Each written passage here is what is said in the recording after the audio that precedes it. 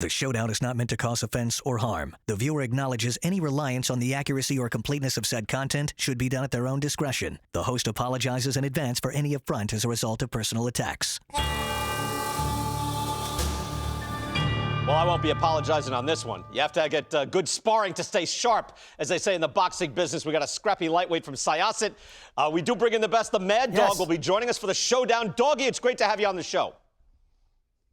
100%, and obviously same birth dates with Mr. Kenny and Mr. Russo at 10/18, so we like that, too. That's right. We're linked. We're linked together forever. All right, I'm going to start with this. I want to give you some credit. Right after opening day, I watched your show, Doggy. Thought you made a great point. I wasn't thinking along these lines. What are the Orioles doing with Adley Rutschman? He had that 5-for-5 opening day. You made a great point. Padres can keep Tatis. Rays can keep Wander Franco. The Orioles can do it. You're completely right. Give me your thoughts on that. Well, plus the Mariners with Rodriguez. I mean, the Orioles franchise has had a little distrust and a little misconnection with their fan base. They didn't do a lot in the offseason. There's a little trepidation of whether they're really big-time committed to winning and spending a lot of money. You know, Kyle Gibson was the only guy in the Cole Irvin trade. This guy's a great player. I mean, everybody loves him. He looks like freaking Brad Pitt. He's a catcher. He switch hits. I mean, why in the world wouldn't you give him a big contract and get him locked up? Yep.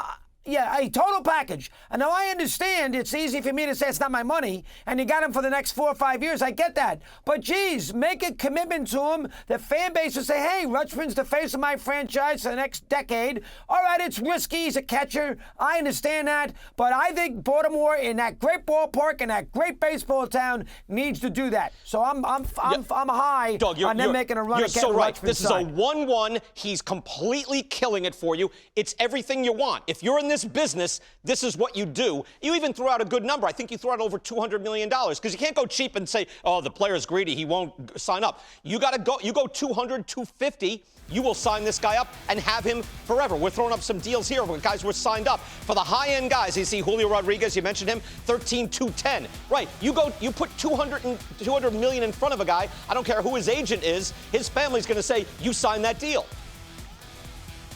Especially in baseball, and he's a catcher that can get hurt. So there's a risk. But but there's a lot of incentive clauses for Rodriguez. But to me, it makes perfect sense. Now I don't know if they're going to do it.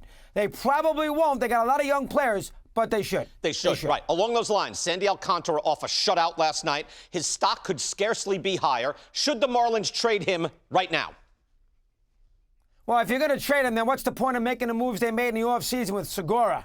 And you brought in, obviously, you made the moves in center field. You brought in the trade with Arez from Minnesota. Yeah, they're just holding it down, Dog. They're not winning. Dog, they're not winning. Yeah, they're I not agree winning. they're not winning, but they just did. You got to have somebody on your team. I mean, they just signed him to a long-term contract.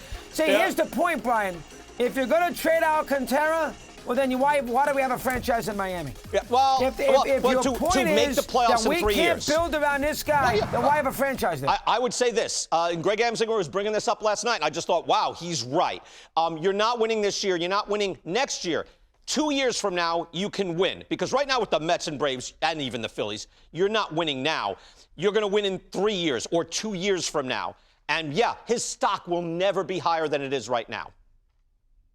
Well, they just gave him a big contract extension not that long ago. They weren't going to win then either.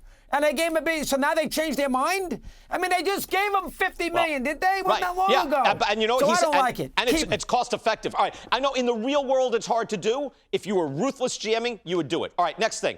Dog, it's early. I don't overreact to these things. Sometimes maybe you do. The Mets, they lose 10-0, 9-0, back-to-back.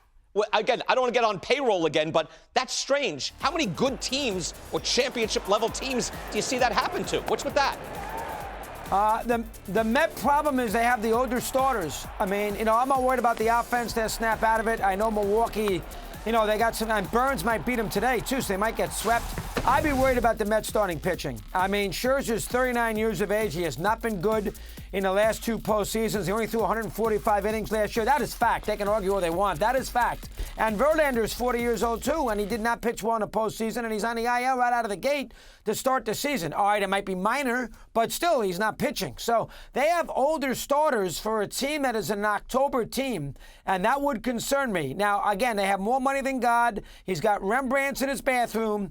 He wants to win. So if he has to go out there and make a trade, he'll make a trade in July. But I'd be worried about the older starters, Bry. Does he actually have Rembrandts in the bathroom? I didn't see that. Does he? He might. I believe you. Where are you on the Machado ejection yesterday?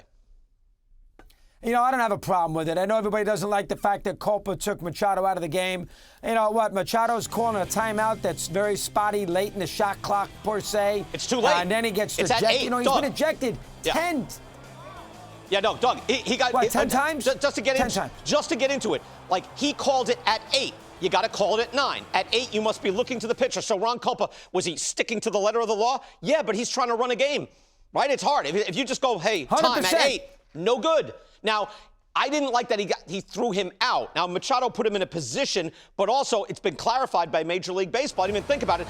You cannot, it's in the rules. If you argue the pitch timer, it's like arguing balls and strikes, which means you have a very short leash and then you get tossed. So it wasn't even like he said the magic words. It's that the fact that he's arguing it all could get him ejected, and it did.